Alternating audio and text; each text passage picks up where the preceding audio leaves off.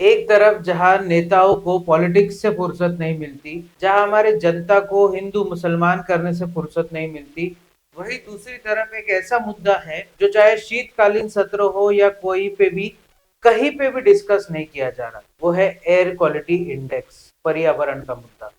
पर्यावरण का मुद्दा यूं तो मानो हर किसी का अधिकार है साफ हवा पाने का, लेकिन क्या वो अधिकार आपको गवर्नमेंट दे रही है? गवर्नमेंट छोड़िए, चलिए आप इसके लिए क्या कर रहे हैं, आज इसी के बारे में बात करते हैं। नमस्कार, मैं हूं शांतनु अग्रवाल, आप देख रहे हैं महा न्यूज 7। जिस तरीके से पहले कहा जाता था कि दिल्ली की हवा ऐसी है कि मानो 4 पैकेट रोज के आप सिगरेट पी रहे हो, लेकिन आज वो हवा इतनी जहरीली हो गई है कि दिल्ली की जो सीएम है रेखा गुप्ता, आज वो कहती है कि इसका पैमाना बदल देना चाहिए। एयर क्वालिटी इंडेक्स जिस तरीके से मेजर किया जाता है, उसका पैमाना, उसके आंकड़े ही बदल देने चाहिए। और ऐसा ही दिल्ली में नहीं बल्कि महाराष्ट्र में भी ऐसा ही कुछ हो रहा है। पहले मुंबई, उसके बाद में पुणे, और अब हमारा नागपुर। नागपुर की भी सांसें घुट रही है।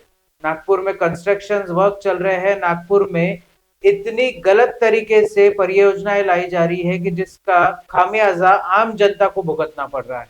सांस से जुड़ी हुई बीमारी, अस्थमा, लंग कैंसर, ये सब चीजें नागपुर में पिछले 5 सालों में बढ़ा है। और ये सिर्फ एक हद तक के अगर हो तो आदमी समझ सकता है, लेकिन ये हर बार आपको जो आश्वासन दिए जाते हैं, क्योंकि अभी आने वाला है सिविक बॉडी इलेक्शंस, जिसका मतलब है कि नागपुर का अपना चुनाव। इस चुनाव में नागपुर वासी क्या डिमांड कर सकते हैं? नागपुर वासी अपने प्रतिनिधि से पूछ सकते हैं कि हमें साफ हवा के लिए आप क्या उपाय करेंगे। अगर हमें साफ पानी चाहिए तो उसके लिए आप क्या करेंगे। अगर हमारी सड़कें अच्छी है, अगर हमारी सड़कें ठीक है, फिर भी आप उसके ऊपर खोद कर सीमेंट रोड बना रहे हैं, तो उसका जवाब कौन देगा? इस बार अपने प्रतिनिधि से ये सवाल जरूर पूछिएगा, क्योंकि नागपुर की पर्यावरण की जो हालत है, चाहे कोराडी हो या चाहे नागपुर का मेन सेंट्रल रेलवे स्टेशन क्यों ना हो, वहां की AQI 200-300 के ऊपर आज भी जारी है। और ये AQI इतनी ज्यादा है, और इसके लिए सबसे बड़ा जिम्मेदार है नागपुर की आम जनता और नागपुर की सरकारें। नागपुर की सरकारें इसीलिए बोल रहा हूँ क्योंकि वहां के जो आमदार है ना, वो कुछ काम करने को देख रहे हैं, और ना ही जो नगर सेवक है। अभी तो नगर सेवक के हाथ बंधे हुए हैं, लेकिन जब आपसे वो वोट मांगने आएंगे, उनसे इस बात का जवाब जरूर लीजिएगा कि किस तरीके से आप नागपुर की हवा को शुद्ध बनाएंगे।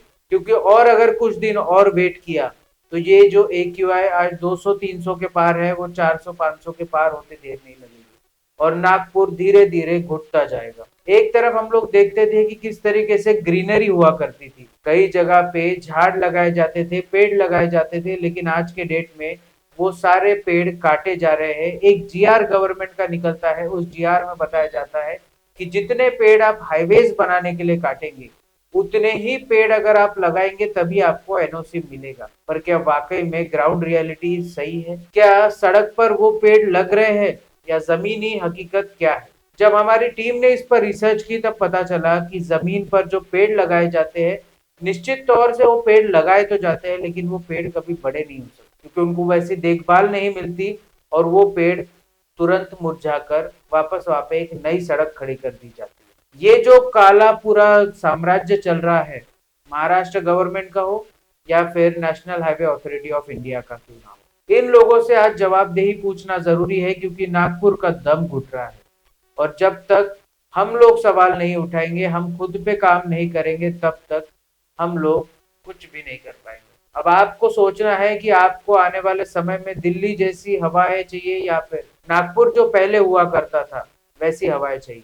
दूसरा, आपको और एक चीज सोचने की जरूरत है कि आप अपने आने वाली पीढ़ी को किस तरीके से देखना चाहते हैं। आज दिल्ली में हर दूसरे घर में एक एयर प्यूरिफायर है। क्या नागपुर को उस दिशा में ढकेला जा रहा है जहां पर एयर प्यूरिफायर लगाना एक लग्जरी नहीं बल्कि एक नेसेसिटी हो जाएगा? हर किसी को जरूरत पड़ेगी एयर प्यूरिफायर की। और इतना ही नहीं, एयर प्यूरिफायर आजकल पोर्टेबल भी आने लग गए हैं, जिसमें आप गले में उसको एयर प्यूरिफायर को टांग के घूम सकते हैं।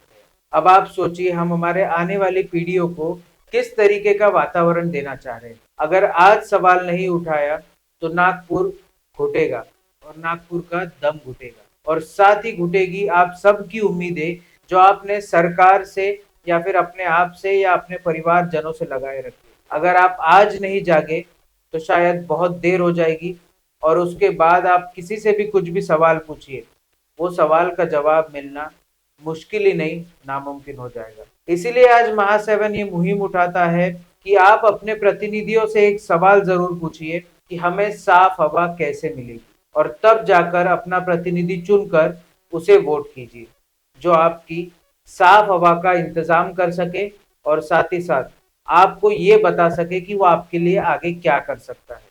अन्यथा उस प्रतिनिधि को मत चुनिए जो सिर्फ आपको धर्म के नाम पर या फिर विकास का एक झूठा ढकोसला बताकर आपका वोट लेकर 5 साल के लिए राजा बन जाता है। आप सोचिए, और इस बारे में इस बार के इलेक्शन में नागपुर कुछ ऐसा कर दिखाइए कि नागपुर भी सोचे कि आने वाला भविष्य नागपुर का जो उज्जवल बताया जा रहा है वो सही मायने में उज्जवल भी हो।